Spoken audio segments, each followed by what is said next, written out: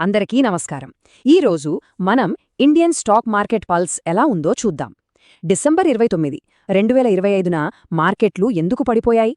మరి గ్లోబల్గా ఎంత negative sentiment ఉన్నప్పుడు మన మార్కెట్ నిలబడగలదా? పదండి, ఈ విషయాల గురించి వివరంగా మాట్లాడుకుందాం. సో ఈరోజు మనం ఏం చూడబోతున్నామంటే, ముందుగా మార్కెట్ నంబర్స్తో మొదలుపెట్టి ఆ తర్వాత మన దేశంలో పరిస్థితి ఎలా ఉందో చూద్దాం. అక్కడ్నుంచి గ్లోబల్గా ఏం జరుగుతోంది, కమోడిటీస్ మనకి ఏం చెప్తున్నాయి, ఫైనల్గా ఈ మొత్తం కథ ఆధారంగా మార్కెట్ భవిష్యత్తు ఎలా ఉండబోతుందో అంచనా వేద్దాం. సరే, ఫస్ట్ ఆఫ్ ఆల్ నంబర్స్తో స్టార్ట్ చేద్దాం. అస్సలు ఈరోజు మార్కెట్లో ఏం జరిగిందో చూద్దాం. చూశారు కదా, మార్కెట్ మొత్తం రెడ్లోనే ఉంది. నిఫ్టీ 50 ఇండెక్స్ సుమారుగా 0.38% నష్టపోయింది. ఇది ఇన్వెస్టర్ల సెంటిమెంట్లో ఒక క్లియర్ వీక్నెస్ని చూపిస్తుంది. నిఫ్టీనే కాదు, సెన్సెక్స్ పరిస్థితి కూడా సేమ్ టు సేమ్. ఇది కూడా సుమారు 0.40% నష్టపోయింది. అంటే ఇది కేవలం కొన్ని స్టాక్స్కి సంబంధించిన ప్రాబ్లం కాదు, మార్కెట్ మొత్తం మీద సెల్లింగ్ ప్రెషర్ చాలా క్లియర్గా కనిపిస్తోంది. అయితే ఇది ఈ రోజు ఒక్కరోజే జరగలేదు. ఇది వరుసగా 4వ రోజు. అంటే కొన్నాళ్లుగా లాభాల్లో ఉన్న మార్కెట్లో ఇన్వెస్టర్లు ఇప్పుడు చాలు, వచ్చిన లాభం తీసుకుందాం అని అమ్మేస్తున్నారు. దీన్నే మనం ప్రాఫిట్ బుకింగ్ అని పిలుస్తాం. ఈ నంబర్స్ కేవలం పైకి కనిపించే కథ మాత్రమే. మరి ఈ నంబర్స్ వెనక ఉన్న అస్సలు కథేంటి? మన దేశీయ మార్కెట్లో లోపలే ఏం జరుగుతోంది ఇప్పుడు చూద్దాం. ఏ చార్ట్ చూస్తే మనకు క్లియర్గా అర్థమవుతుంది. లాభపడిన స్టాక్స్తో పోలిస్తే నష్టపోయిన స్టాక్స్ సంఖ్య చాలా చాలా ఎక్కువగా ఉంది. అంటే సింపుల్గా అమ్మేవాళ్ల సంఖ్య కొనేవాళ్లకంటే చాలా ఎక్కువగా ఉంది. ఈ పరిస్థితిని టెక్నికల్గా బేరిష్ సెంటిమెంట్ అంటారు. అంటే సింపుల్గా చెప్పాలంటే మార్కెట్ పడిపోతుందని అందరూ అనుకోవడం, వాళ్లు అమ్మడం, దాంతో మార్కెట్ నిజంగానే ఇంక పడిపోవడం. ఇదొక సైకిల్ లాంటిది. టెక్నికల్ చార్ట్స్ కూడా ఇదే కథ చెప్తున్నాయి. RSI అనే ఇండికేటర్, అంటే మార్కెట్ స్పీడ్ని కొల్చే మీటర్ 60 కిందకొచ్చేసింది. అంటే మార్కెట్లో జోరు తగ్గుతోందని అర్థం. దానికి తోడు ఒక బేరిష్ క్యాండిల్స్టిక్ ప్యాటర్న్ కూడా ఫామ్ అయింది. ఇవన్నీ అమ్మేవాళ్లదే పైచెయ్యి అని చెప్తున్నాయి. సరే, మన మార్కెట్ కథ మన చేతుల్లోనే లేదు కదా. గ్లోబల్గా ఏం జరుగుతోందో కూడా మనల్ని బాగా ప్రభావితం చేస్తుంది. ఆ పెద్ద చిత్రాన్ని ఇప్పుడు చూద్దాం. ఇది చాలా ఇంట్రెస్టింగ్. ఒకవైపు అమెరికాలో శాంటాక్లాజ్ ర్యాలీ అని పండగ చేసుకుంటున్నారు. వాళ్ల మార్కెట్లు పెరుగుతున్నాయి. కానీ మన దగ్గర మాత్రం దానికి రివర్స్లో ప్రాఫిట్ బుకింగ్ పార్టీ జరుగుతోంది. అసలు ఫారెన్ ఇన్వెస్టర్లు ఎందుకు అమ్ముతున్నారు? దీని వెనక ఒక సింపుల్ లాజిక్ ఉంది. అమెరికా డాలర్ స్ట్రాంగ్ అవుతోంది కదా, అప్పుడు మన రూపాయి వీక్ అవుతుంది. ఇప్పుడు ఆలోచించండి, ఒక ఫారెన్ ఇన్వెస్టర్ మన మార్కెట్లో ₹1,00,000 సంపాదించినా దాన్ని డాలర్లలోకి మార్చుకుంటే వాళ్లకి తక్కువ డాలర్లు వస్తాయి. అంటే వాళ్ల లాభం తగ్గిపోతుంది. సో వాళ్లు ఇక్కడ లాభం లేదు అనుకొని వాళ్ల డబ్బుని వెనక్కి తీసుకెళ్ళిపోతారు. అందుకే ఈ అమ్మకాల ఒత్తిడి. ఇన్వెస్టర్ల మూడ్ ఎలా ఉందో తెలుసుకోవడానికి బంగారం, క్రూడ్ ఆయిల్ ధరలు ఒక మంచి ఇండికేటర్. అవి మనకి ఏం సిగ్నల్స్ ఇస్తున్నాయో చూద్దాం. ఇక్కడ 2 వేర్వేరు కథలు నడుస్తున్నాయి. బంగారం ధర ఆల్ టైమ్ హైకి వెళ్ళింది. దీని అర్థమేంటంటే ఇన్వెస్టర్లు భయపడిపోయి స్టాక్స్ లాంటి రిస్కీ యాసెట్స్ నుండి డబ్బు తీసేసి బంగారం లాంటి సేఫ్ చోట పెడుతున్నారు. దీన్నే రిస్క్ ఆఫ్ అంటారు. మరోవైపు క్రూడ్ ఆయిల్ ధరలు కూడా పెరుగుతున్నాయి. ఇది మళ్లీ ఇన్ఫ్లేషన్ పెరుగుతుందేమో అన్న కొత్త భయాన్ని క్రియేట్ చేస్తోంది. అవును, ఈ పాయింట్ చాలా ముఖ్యం. బంగారం ధర పెరగడమంటే గ్లోబల్గా ఇన్వెస్టర్లు రిస్క్ తీసుకోవడానికి ఇష్టపడట్లేదు, భద్రత కోసం చూస్తున్నారన్నమాట. ఇది మనలాంటి ఎమర్జింగ్ మార్కెట్లకు అంత మంచిది కాదు. ఓకే, ఇప్పటివరకు మనం దేశీయంగా గ్లోబల్గా ఉన్న పరిస్థితులు చూశాం. ఇవన్నీ చూస్తుంటే మన మార్కెట్ ఒక పెద్ద యుద్ధం మధ్యలో చిక్కుకున్నట్టుంది. కరెక్ట్గా చెప్పాలంటే ఇదొక తాడులాగే పోటీ. ఒకవైపు మన దేశీయ ఆర్థిక వ్యవస్థ బలాలు మార్కెట్ని పైకి లాగుతుంటే, మరోవైపు గ్లోబల్ టెన్షన్స్ దాన్ని కిందకి లాగుతున్నాయి. ఈ పోటీలో ఉన్న 2 టీమ్స్ ఎవరో చూద్దాం. మన డొమెస్టిక్ టీంలో స్ట్రాంగ్ జీడీపీ గ్రోత్ లాంటి పాజిటివ్స్ ఉన్నాయి. కానీ గ్లోబల్ టీంలో బలమైన డాలర్, FIIల అమ్మకాలు, గ్లోబల్ టెన్షన్స్ లాంటి చాలా స్ట్రాంగ్ ప్లేయర్స్ ఉన్నారు. మరి ఈ పోటీలో ఎవరు గెలుస్తారు? రాబోయే రోజుల్లో మార్కెట్ ఎలా ఉండబోతుంది? ఫైనల్గా అదే కదా మనకు కావాల్సింది. టెక్నికల్గా చూస్తే నిఫ్టీకి 25,700 అనేది ఒక గట్టి సపోర్ట్, అంటే ఫ్లోర్ లాంటిది. అలాగే 26,300 అనేది ఒక రెసిస్టెన్స్, అంటే సీలింగ్ లాంటిది. ప్రస్తుతం మార్కెట్ ఈ రెండిటి మధ్యలోనే ఊగిసలాడుతోంది. ఏటు వెళ్లాలో తేల్చుకోలేకపోతోంది. దీన్నే మనం కన్సాలిడేషన్ ఫేజ్ అంటాం. అయితే ఇక్కడ అసలైన ప్రశ్న ఏంటంటే, గ్లోబల్గా అందరూ భయపడుతున్న ఈ టైంలో మన దేశీయ బలాలు మార్కెట్ని ఈ కనీస సపోర్ట్ లెవెల్స్ దగ్గర ఆపగలవా? మన లోకల్ స్ట్రెంగ్త్ గెలుస్తుందా, లేక గ్లోబల్ వీక్నెస్ గెలుస్తుందా? ఈరోజు మార్కెట్ చూస్తే అచ్చం రెండు ముఖాలున్న నాణెల్లా అనిపించింది గదూ. ఒకవైపు చూస్తేనేమో మెటల్ స్టాక్స్ భలే మెరిశాయి, ఇంకోవైపు తిప్పి చూస్తే ఐటీ సెక్టార్ పూర్తిగా డల్లైపోయింది. అసలు ఒకే రోజు ఒకే మార్కెట్లో ఇంత తేడా ఎందుకొచ్చింది? దీని వెనకున్న కథేంటో పదండి ఇప్పుడు వివరంగా చూసేద్దాం. సరే, ఈరోజు మనం ఏం చూడబోతున్నామంటే ఫస్ట్ మార్కెట్ ఎలా ముగిసిందో ఓ లుక్ వేద్దాం. ఆ తర్వాత ఈరోజు బాగా పెరిగినవేవి, బాగా పడిపోయినవో చూద్దాం. మరి ఈ కదలికల వెనుక కారణాలేంటి అదే తెలుసుకుని ఫైనల్గా ఇన్వెస్టర్ల సెంటిమెంట్ ఎలా ఉందో అర్థం చేసుకోవడానికి ప్రయత్నిద్దాం. రైట్, మొదటిగా మార్కెట్ స్నాప్షాట్. అసలు ఈరోజు మార్కెట్ ముగిసే టైంకి సీన్ ఎలా ఉంది?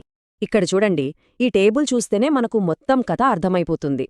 ఒకే ఫ్రేమ్లో రెండు వేర్వేరు ప్రపంచాలు కనిపిస్తున్నాయి. ఒకవైపు అంతా ఎరుపు అంటే నష్టాలు, మరోవైపు చూస్తేనేమో గ్రీన్ కలర్ అంటే లాభాలు. కొన్ని సెక్టార్సేమో డీలా పడిపోయాయి, ఇంకొన్నేమో పండవ చేసుకున్నాయి. భలే విచిత్రంగా ఉంది కదా ఈరోజు మార్కెట్. చూసారుగా, మన మెయిన్ ఇండెక్స్ నిఫ్టీ 50 చివరికి రెడ్లోనే క్లోజ్ అయింది. ముఖ్యంగా ఐటీ, ఆటో స్టాక్స్లో అమ్మకాల ఒత్తిడి దీన్ని కిందకి లాగేసిందన్నమాట. ఇక బ్యాంకింగ్ సెక్టర్ సంగతికి వస్తే ఇక్కడ ఒక ఇంట్రెస్టింగ్ గేమ్ జరిగింది. ప్రైవేట్ బ్యాంకులు ఒకవైపు లాగి మార్కెట్కి సపోర్టిస్తుంటే పిఎస్యు బ్యాంకులు మాత్రం సైలెంట్గా ఉండిపోయాయి. దాంతో బ్యాంక్ నిఫ్టీ అటూ ఇటూ కాకుండా దాదాపు ఫ్లాట్గా ముగిసింది. సరే, ఇప్పుడు ఈరోజు అస్సలు కథలోకి వెళ్దాం. ఈ గెలుపోటముల వెనక అసలు హీరోలు, జీరోలు ఎవరు?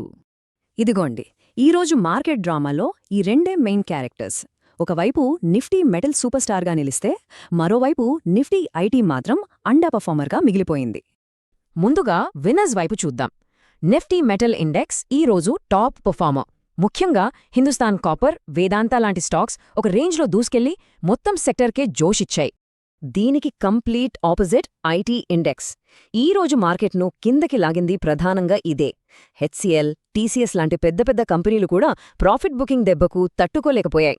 అయితే ఒక సెక్టారేమో రాకెట్లా పైకి వెళ్ళింది, ఇంకో సెక్టారేమో కిందకు పడిపోయింది. ఇంతకీ ఈ తేడాకి అసలు రీజనేంటి? ఆ కారణాలేంటో చూద్దాం. ఈరోజు మార్కెట్ గతిని మార్చినవి 3 ముఖ్యమైన అంశాలు. కానీ వాట్లో ఒకటి మాత్రం మేజర్ గేమ్ చేంజర్. అదేంటో చూద్దాం పదండి. మెటల్స్ ర్యాలీకి అసలు సిసలైన కారణం ఇదే. గ్లోబల్ మార్కెట్లో కాపర్, సిల్వర్ ధరలు ఒక్కసారిగా పెరిగాయి. ఆ పాజిటివ్ వైబ్ నేరుగా మన మెటల్ స్టాక్స్కు తగిలి వాటిని పరుగులు పెట్టించిందనమాట. ఇవి కాకుండా ఇంకొన్ని చిన్న కారణాలు కూడా ఉన్నాయి. ఒకటి, హాలిడే సీజన్ కదా, దాంతో మార్కెట్లో ట్రేడింగ్ వాల్యూమ్స్ చాలా తక్కువగా ఉన్నాయి. అలాగే వేదాంత డీమర్జర్ ప్లాన్ గురించి వచ్చిన పాజిటివ్ న్యూస్ ఆ ఒక్క స్టాక్కు మంచి బూస్ట్ ఇచ్చింది. ఓకే, ఈ రోజు ట్రేడింగ్ సరళిని బట్టి ఇన్వెస్టర్లు ఏం ఆలోచిస్తున్నారో, వాళ్ల మూడెలా ఉందో కొన్ని క్లూస్ దొరుకుతున్నాయి. మార్కెట్లో డబ్బు ఒకచోట స్థిరంగా ఉండదు కదా.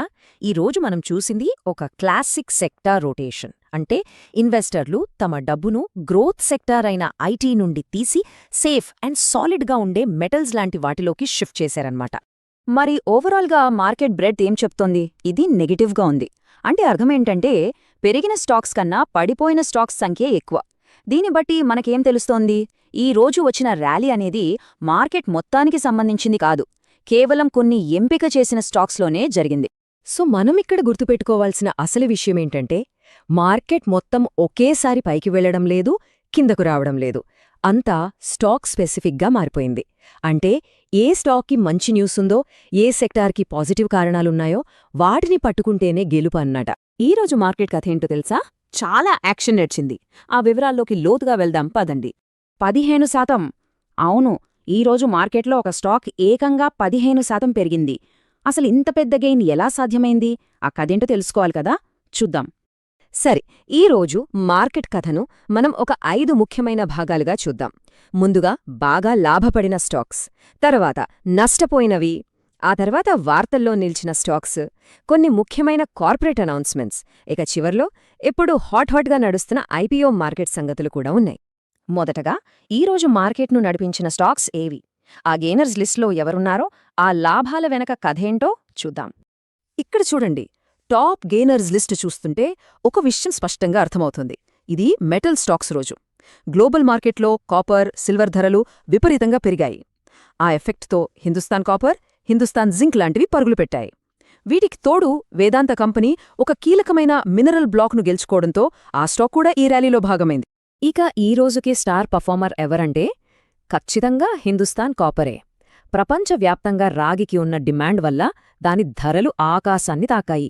ఆ దెబ్బకి ఈ స్టాక్ తన లైఫ్ టైం హైకి చేరుకుంది. సరే, లాభాల గురించి మాట్లాడుకున్నాం కదా, మరి నష్టాల మాటేంటి? ప్రతి కథలోనూ రెండు వైపులు ఉంటాయి. ఈరోజు మార్కెట్లో నష్టపోయిన స్టాక్స్ ఏవి, వాటి పతనానికి కారణాలేంటో ఇప్పుడు చూద్దాం. ఈ లూజర్స్ లిస్ట్ వెనుకున్న ప్రధాన కారణం ఏంటంటే ప్రాఫిట్ బుకింగ్.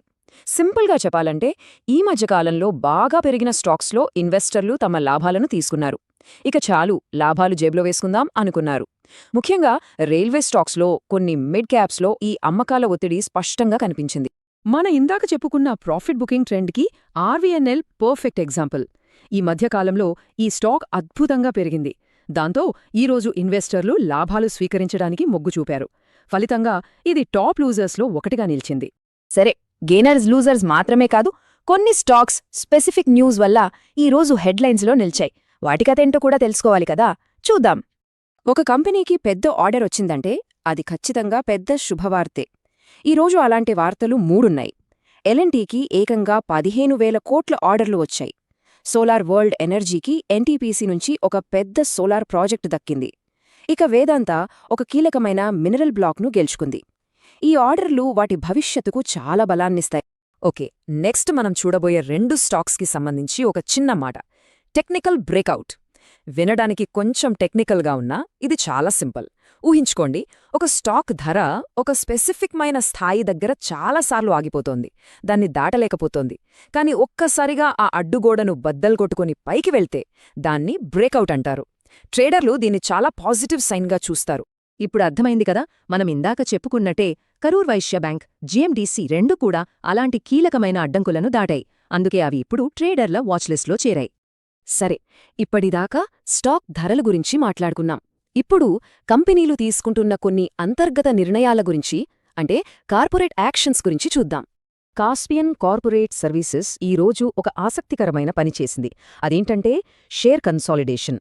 అంటే వాళ్లు ₹1 ఫేస్ వాల్యూ ఉన్న 10 షేర్లను కలిపి ₹10 ఫేస్ వాల్యూ ఉన్న ఒకే షేర్గా మార్చారు. దీనివల్ల షేర్ల సంఖ్య తగ్గుతుంది, కానీ ఇన్వెస్టర్ దగ్గర ఉన్న మొత్తం విలువలో ఎలాంటి మార్పు ఉండదు.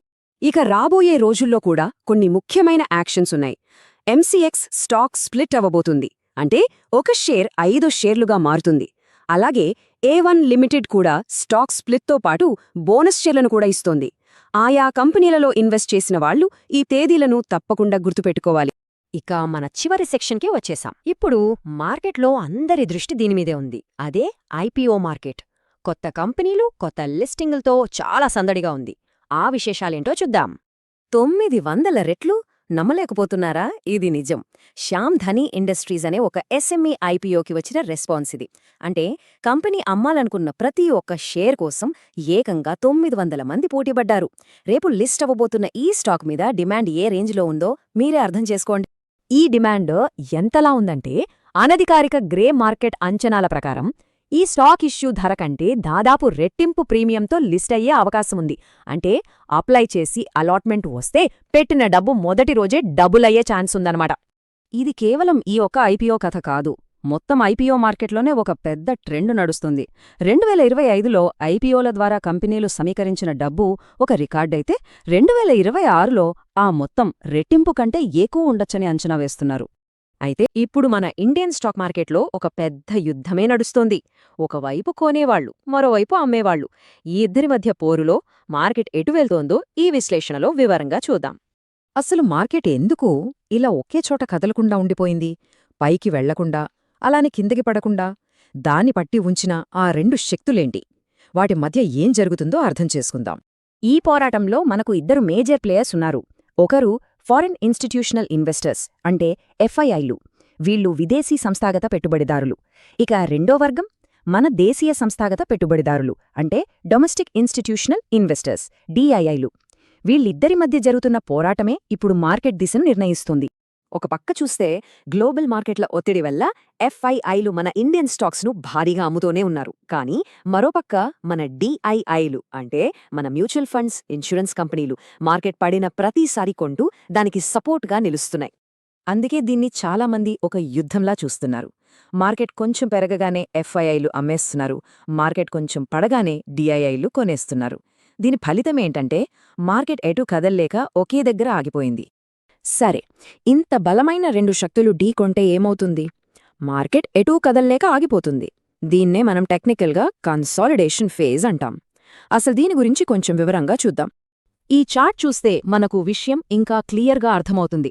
చూడండి, ఒకవైపు ఎఫ్ఐఐలు ఎంత డబ్బు బయటకు తీసుకెళ్తున్నారో దానికి సమానంగా మరోవైపు డిఐఐలు అంతే బలంగా డబ్బును మార్కెట్లోకి పంప్ చేస్తున్నారు. ఈ రెండు వ్యతిరేక శక్తుల వల్లే మార్కెట్ ఒకే రేంజ్లో ఇరుక్కుపోయింది. ఈ తాడులాట పోటీ వల్ల మార్కెట్ ఇప్పుడు కన్సాలిడేషన్ ఫేజ్లోకి వెళ్ళింది. అంటే మార్కెట్ క్రాష్ అయిపోతోందని కాదు, జస్ట్ ఒక పెద్ద ర్యాలీ తర్వాత కాస్త ఆగి తర్వాత ఎటు వెళ్లాలో తేల్చుకోవడానికి టైం తీసుకుంటోందన్నమాట. అంటే ఇప్పుడు మార్కెట్ సుమారుగా 25,800 నుంచి 26,300 మధ్యలోనే తిరుగుతోంది. కాకపోతే అమ్మేవాళ్ల ఒత్తిడి కొంచెం ఎక్కువగా ఉండటంతో పైకి వెళ్లడానికి కాస్త కష్టపడుతోంది. అయితే అసలు ఎఫ్ఐఐలు ఇంతలా అమ్మడానికి కారణమేంటి? ఇక్కడే మన రూపాయి విలువ సీన్లోకొస్తుంది. ఈ మొత్తం కథలో కరెన్సీ మార్కెట్ది చాలా పెద్ద పాత్ర ఉంది. ఇప్పుడు చూడండి, డాలర్తో పోలిస్తే మన రూపాయి విలువ దాదాపు 89.92కి పడిపోయింది. విదేశీ ఇన్వెస్టర్లకు ఇది చాలా పెద్ద విషయం. ఎందుకంటే రూపాయి వీక్ అయ్యే కొద్దీ వాళ్ల పెట్టుబడుల విలువ డాలర్లలో పడిపోతుంది. అందుకే కంగారుపడి అమ్మేస్తుంటారు. ఇది ఒక సైకిల్ లాంటిది. ఎఫ్ఐఐలు షేర్లు అమ్ముతారు కదా, ఆ వచ్చిన రూపాయలను డాలర్లలోకి మార్చుకుని వాళ్ల దేశానికి తీసుకెళ్తారు. దీనివల్ల డాలర్కి డిమాండ్ పెరిగి మన రూపాయి విలువ పడిపోతుంది. రూపాయి పడిపోవడం చూసి మిగిలిన ఫారిన్ ఇన్వెస్టర్లు కూడా అమ్మడం మొదలుపెడతారు. మళ్లీ అదే కథ. ఇదొక విషవలయంలా మారిపోయింది. సరే, ఈ ప్రతిష్టంభన ఇలాగే కొనసాగుతుందా, లేక ఏమైనా మార్పులొస్తాయా? రాబోయే రోజుల్లో కొన్ని కీలకమైన సంఘటనలు మార్కెట్ గతిని మార్చొచ్చు. ముందుగా ఈ వారం మార్కెట్లో ఒడిదుడుకులు ఎక్కువగా ఉండొచ్చు. ఎందుకంటే మంత్లీ ఎఫ్ఎన్ఓ కాంట్రాక్ట్ల ఎక్స్పైరీ ఉంది. సింపుల్గా చెప్పాలంటే చాలామంది తమ పొజిషన్లను క్లోజ్ చేసే టైమిది. దీనికి తోడు కరెన్సీ ఒత్తిడి, ఇంకా మన core sector US manufacturing data లాంటివి కూడా మార్కెట్ని ప్రభావితం చేయొచ్చు. ఇప్పుడు అందరూ చూస్తున్న మ్యాజిక్ నంబర్ 90. ఒకవేళ డాలర్తో రూపాయి విలువ 90 దాటి పడిపోతే ఇక ఆటోమేటిక్ కంప్యూటర్ ప్రోగ్రామ్స్ ద్వారా పెద్ద ఎత్తున అమ్మకాలు జరగొచ్చని ఒక భయముంది. మరి ఈ సిచ్యువేషన్ ఎప్పుడు మారుతుంది? ముఖ్యంగా 2 విషయాలు చూడాలి. ఒకటి, త్వరలో రాబోయే కంపెనీల 3వ త్రైమాసిక ఫలితాలు, ముఖ్యంగా ఐటీ కంపెనీలవి. రెండోది, రాబోయే బడ్జెట్ ప్రకటనలు. ఇది మార్కెట్కి ఒక కొత్త డైరెక్షన్ ఇచ్చే అవకాశముంది. ఇంత గందరగోళంలో మనలాంటి చిన్న ఇన్వెస్టర్లు ఏం చేయాలి? ఈ పరిస్థితుల్లో ఎలా నడుచుకోవాలో ఇప్పుడు చూద్దాం. ముందుగా మనం చెయ్యకూడని పని ఏంటంటే హీరో ట్రేడ్స్ చెయ్యడం. అంటే మార్కెట్ పడుతోందని చూసి అహా ఇదే బాటం, ఇక్కడే మొత్తం డబ్బు పెట్టేస్తా అని దూకేయడం. ఇది చాలా రిస్కీ. ఒకవేళ మీరు షార్ట్ టర్మ్ ట్రేడర్ అయితే చాలా జాగ్రత్తగా ఉండాలి. ముఖ్యంగా నిఫ్టీ 25,800 లెవెల్ని గమనిస్తూ ఉండండి. దాని కింద పడితే నష్టాలు పెరగచ్చు. కాబట్టి స్టాప్ లాస్ కంపల్సరీ. మార్కెట్ ఒక క్లియర్ డైరెక్షన్ చూపించే వరకు పెద్దగా రిస్క్ తీసుకోకపోవడమే మంచి. అదే మీరు లాంగ్ టర్మ్ ఇన్వెస్టర్ అయితే మీ ఆలోచన విధానం వేరేలా ఉండాలి. ఈ రోజువారీ గొడవంతా జస్ట్ నాయిస్ అని అర్థం చేసుకోండి. మీ ఎస్ఐపీలను మాత్రం ఆపకండి. నిజానికి మంచి క్వాలిటీ స్టాక్స్ తక్కువ ధరకి దొరికినప్పుడు దాని యొక్క అవకాశంగా చూసి కొద్దిగా ఇన్వెస్ట్ చేయడం గురించి ఆలోచించవచ్చు. చివరిగా ఒక్క మాట, ఇక్కడ పెద్ద పెద్ద తిమింగ్రాలు అంటే ఎఫ్ఐఐలు, డిఐఐలు పోరాడుకుంటున్నాయి. ఈ యుద్ధంలో ఎవరు గెలుస్తారో ఊహించడానికి ప్రయత్నించడం కన్నా ఓపికగా ఉండి ఈ గొడవ సద్దుమణిగే వరకు వేచి చూడటమే మనలాంటి చిన్న ఇన్వెస్టర్లకు ఉన్న అతిపెద్ద బలమైన కవచం కూడా. ఈ విశ్లేషణ మీకు నచ్చినట్లయితే మా ఛానల్ తెలుగు బ్రీఫ్ ఎక్స్ప్లెయినర్కు సబ్స్క్రైబ్ చేసుకోండి. ఇలాంటి డైలీ మార్కెట్ అనాలిసిస్ వీడియోల కోసం మీ ఫ్రెండ్స్ మరియు ఫ్యామిలీతో షేర్ చేసుకోండి.